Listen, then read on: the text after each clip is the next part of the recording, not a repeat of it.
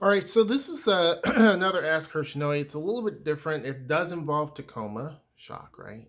But it's actually a really good question. And someone asked me, before I get into that, make sure you join our Discord. It's just going to be in the description box below. Their biggest question for me is, hi, Hirschnoe. You have lived in Tacoma for quite some time. I've followed you for quite some time as well. What is one place that is kind of unknown to people who are not from there?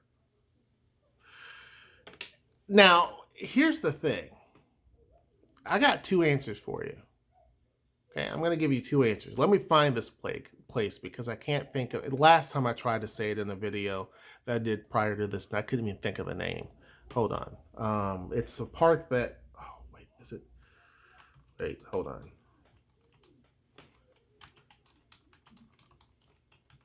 Hold on. Hold on. I got this. I got this. It's a big park. People know about Point Defiance Park and all of that, which is the second largest park in the country. The only one bigger is going to be up in New York. And it's called Central Park. But what's the one? Hold on. What's it called? Oh,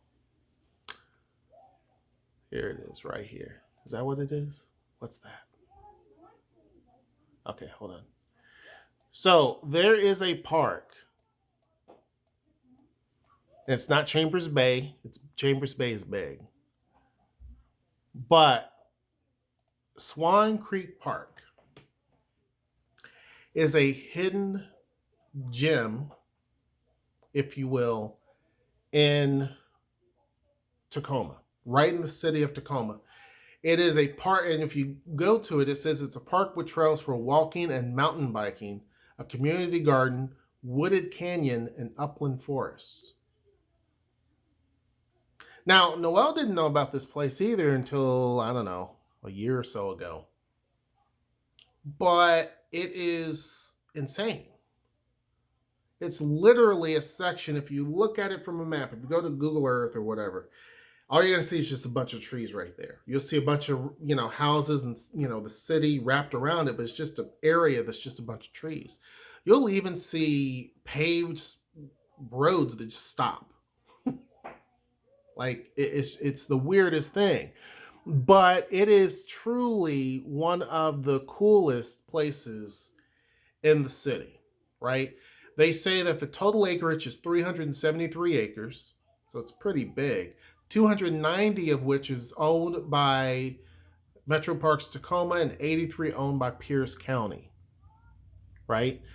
There are two major sections of it: Swan Creek and its associated Wooden Canyon, and then an upland area, aka Lister Uplands, with a second growth Douglas Fir Forest and old housing project site complete with roads and utilities. It's really a cool place. Now, have I been? I haven't been yet. I haven't been yet. I know, I haven't been yet. But I don't really do the hiking thing that much. But anyway, I need to go. Now, here's some of the things that they have, right? So it talks about they have mountain bike trails. So if that's your thing, cool. Because they have an easy perimeter trail, which goes around the whole thing. They have a technical skill building zone. They even have advanced trails, right? You cannot have a motorized bike, except for soft pedestrian trail. You can do it on the soft pedestrian trails. You can have that outside of the mountain bike park, but you can't have motorcycles and dirt bikes and stuff like that. Can't do it. The old roadway system is multi-use, open for pedestrians of all types of bicycles. Outside of the mountain bike course, bikes must remain on paved roads. Please be mindful of other users while you enjoy your ride. So that shows you the map. It shows you the map. It's big. It's big. Like, it's huge. And the section that you're seeing that covers the entire bike trail area is like a square. It's a pretty big square. However, the park itself is like 3 times the size of that. It goes all the way up. You would not be able to walk this by yourself in a short amount of time. You just can't. It's huge. It's huge. Like, it's insane. Hold on, let me show you. So that gives you an idea, right? It gives you an idea of how big it is. So this is the entire park itself. The little square is right there. This square that you're seeing here is right there. Okay, so yeah, it gives you an idea, right? They also have a food forest there.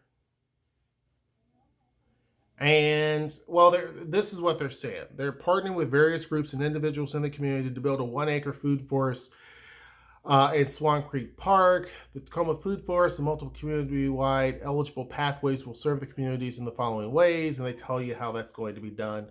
So they're doing that. They have a community garden in that. So it is pretty cool. So the Pierce Conservation District has been working with gardeners to oversee general operations at 66 gardens throughout the county, approximately half of which are located in Tacoma. So it goes on, talks more about that, right? So they talk about, what you're able to do, what you can't do. You cannot camp and you cannot start campfires. Obviously, that would be bad. You cannot bring unauthorized motorized vehicles into the park. You can leash and have your dog, but you got to scoop. Please do. When in, okay, here's something too, which is pretty cool. There are salmon who are in this area, right? In this creek. When endangered salmon are spawning, feel free to look, but do not disturb. These fish have traveled thousands of miles to lay eggs in the stream where they are born. Now, in the middle of a city, you have this beautiful park that has kind of had some, it's had some human screw ups, I guess, because some of it's kind of built up, some of it isn't. But you have salmon who are spawning in the creek. It's just sick. It's awesome. So it goes on and on and on. It talks about the park history and blase, blase, blah, and what they did. Now, that's one of them, right? That's one of them. The other one I've talked about before, right? I've kind of talked about quite a bit and, just mentioned. So if you go to explorewashingtonstate.com, because I don't want to go into, somebody's particular deal, right? But Tacoma has a brewery district. You hear about Portland and they are known for brewing and things like that. Seattle as well. But you don't hear about Tacoma. Tacoma has an entire brewery district and they are building that district up as we speak, just by adding more places to dine, more places to do things with, more places to eat, more places to live. It's crazy. One of those breweries that are there actually is on top of a natural well. And it is called, I can't even think of it right now. My brain is shot today. Seven Seas. Now, Seven Seas took an old, dilapidated building right downtown, right across from where the Tacoma Town Center is. They rehabbed that, refurbished it, did everything, made it look good. And underneath, they have an actual not underwater, but they have a well that they tap from. It's an artesian well. It's insane, right? So some of the breweries that are in the district, okay, some of them are E9 Brewery or E9 Brewing Company. They're pretty cool. And I'm not going to go in and talk a whole lot about them. Blackfleet Brewing Company or Blackfleet Brewing Tap Room and Kitchen. I've been there. There's a beer on there that looks good. Oh my God, because it looks like a Guinness. Okay, focus. Anyway, so Odd Otter Brewing Company. I haven't been there. I've seen it. I don't think I have. Noelle would have to remind me if I've been there. But that's more in the heart of downtown. I don't really consider that the brewery district. Obviously, the brewery district is farther the other direction. This is more where all the night spots are in Tacoma. So, but they're worth mentioning. Wingman Brewer is another one. They're more in the Dome district, and they talk about the up and coming Dome district. The Dome district, believe it or not, has a lot of places where you can go and get beer. There's a lot of breweries there too. So even though it's not technically in the brewery district, it kind of is. Um, so Wingman Brewers, they are mentioned quite a bit. I mentioned Seven Seas; they are in the brewery district.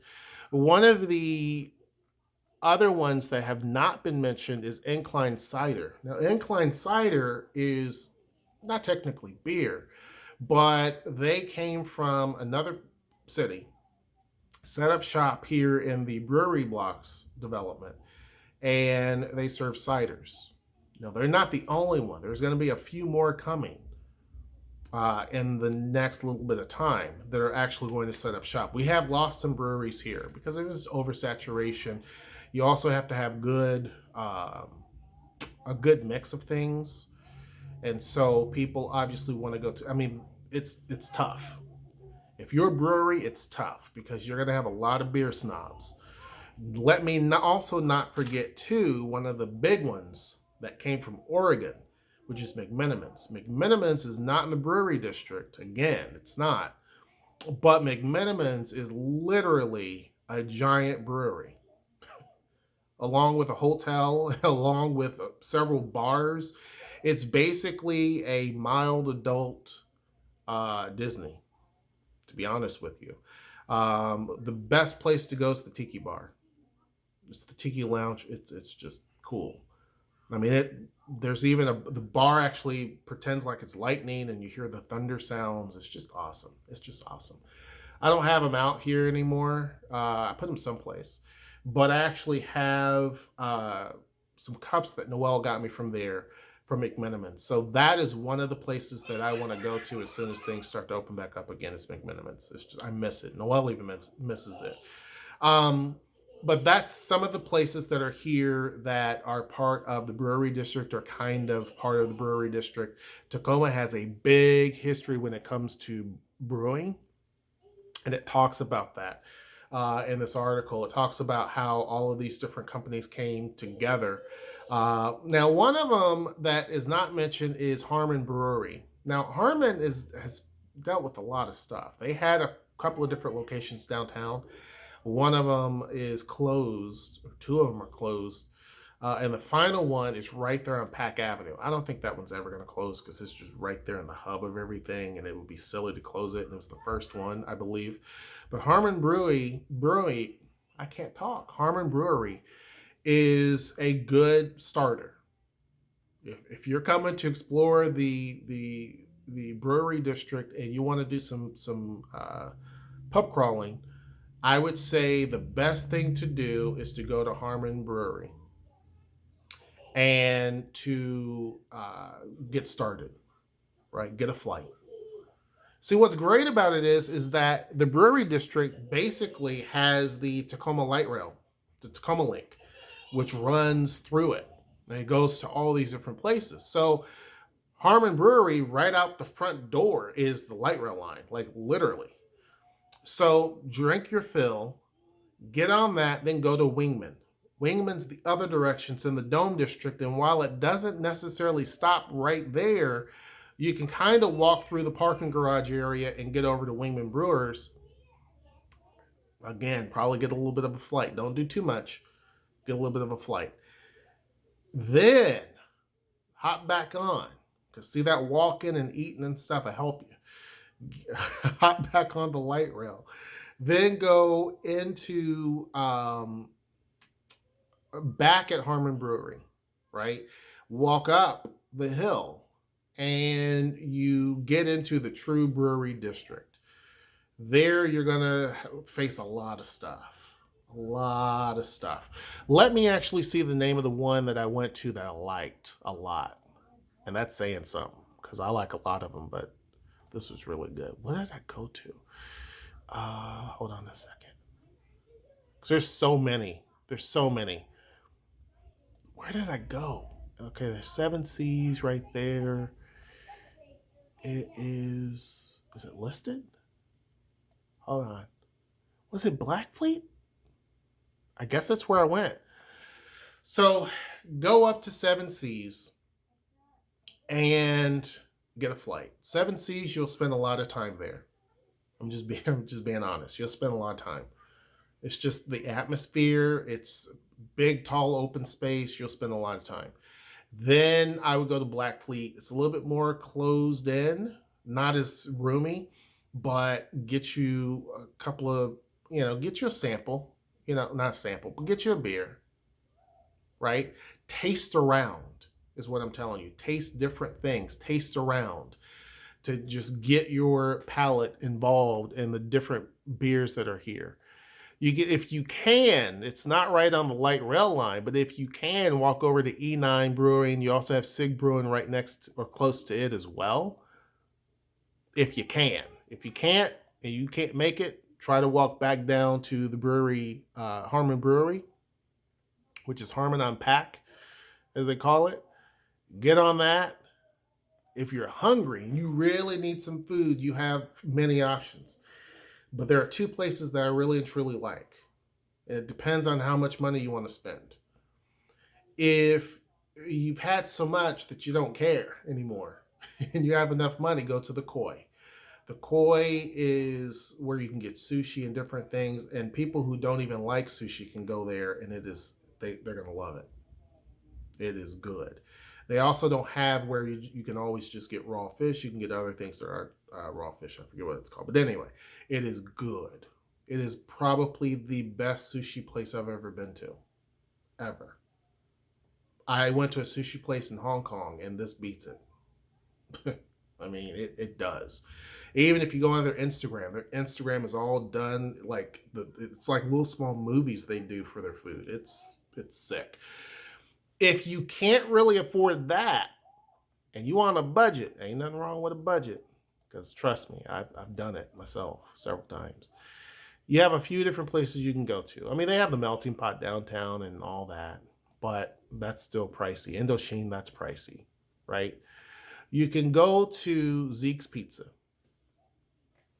Zeke's Pizza is still right there on the light rail line. You can walk up to it. All these places I'm mentioning are right now, and when I'm talking about food places, are right along the light rail line. The Koi, Zeke's Pizza, they're all right there on Pack Avenue. Get you a pizza. Pizza's bomb. I'm sorry. It's good. Like when people come to visit us, these are the two places we take them because the food is just stupid.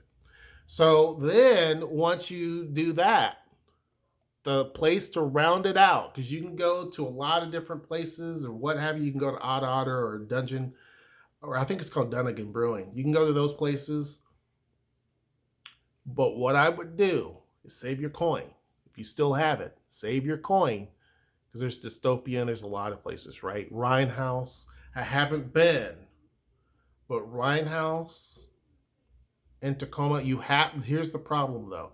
You have to get you an Uber because as of right now, the light rail doesn't take you there, but it will soon when it opens up because they're expanding up there. But Rhinehouse Tacoma is another option that you can take if you want some true German beers. There's another place that they're trying to open up that's been in construction for years, and they haven't opened it up yet. And I forget what it's like, a true Bavarian type place, but they haven't even opened it up yet. And the sickness has put them really behind. But at the final stop, as of right now, the final stop, soon it will go right in front of it. The light rail will. But the final stop on the light rail line in the theater district is go to McMenamins. If you have enough cash still, go to McMenamins. Because there you will have everything from beer to wine to liquor and everything else. It is probably the final stop because after that, you ain't going to be able to handle it because at least I can't. At that point, you can't handle it anymore. And there's a lot of stuff to do. A lot of stuff. And that's just a few. So that's just a few. When people say, what is there really to do in Tacoma if you're an adult? This is what I would tell, especially if you enjoy drinking. Now, if you don't enjoy drinking, there's a lot of people that don't. Another good option, right? You don't have to go through and do the pub crawl. You don't have to do that. First, go to the Painting Pan and Pottery Studio, owned by yours truly, by yours truly, and paint some pottery. It's over there in the Dome District, Freight House Square. After you've done your little paint and whatnot, then you can get on the light rail, which is right there in front of the building. We also have parking, so you can park your car, leave your car, paint, do what you got to do, get on the light rail, go into downtown. Once you get into downtown, you can go to many of the different museums that are there. The art museum, which is cool. It's really nice. The time I was there, they had a whole huge area that kids made art, and it was pretty good. I'm like, dang. You have the glass museum. You have the what's it called, LeMay's Auto Museum. You have a ton of stuff to do, right? There's like 6 museums right there. You have Foss Waterway Museum. You have all that stuff, right? Pick 1 or 2 or however many you want to do. Go do that. If you want to eat, same places I mentioned, you probably would do well. Obviously with Zeke's, it's good. You can probably, what other places that are not, that you can find other places, right? Just good stuff. Old Spaghetti Factory, but you can find those kind of everywhere. One of the places you can go, or if the theaters are going, like you can go to Pantages, and do that. But Keys on Main. Keys on Main is a dueling piano bar. They have one up in Seattle too. This is if everything starts to open back up again, right? Keys on Main is one of the places that you should go and you will have a great time. It is awesome, awesome, awesome. Noelle loves it. You can't get her out of there. They do serve alcohol, obviously. You do have to buy some things, but I don't think you have to. Yeah, I don't think you have to. But you have to pay cover, depending upon if you get in there a little too late. But yeah, it is, that's fun. That's a lot of fun. Anyhow, I can go on and on and on. But yeah, the question is, what are some of the hidden facts? Swan Creek Park is one of them, and then the Brewery District, which is a little bit more well known. Those are the 2 things that I think that are not mentioned much in Tacoma or about Tacoma that I would recommend. Anyhow, hope you guys enjoyed this video. Make sure that you like, share, subscribe, join the Discord down in the description box below. Until next time, I will see you. Take care.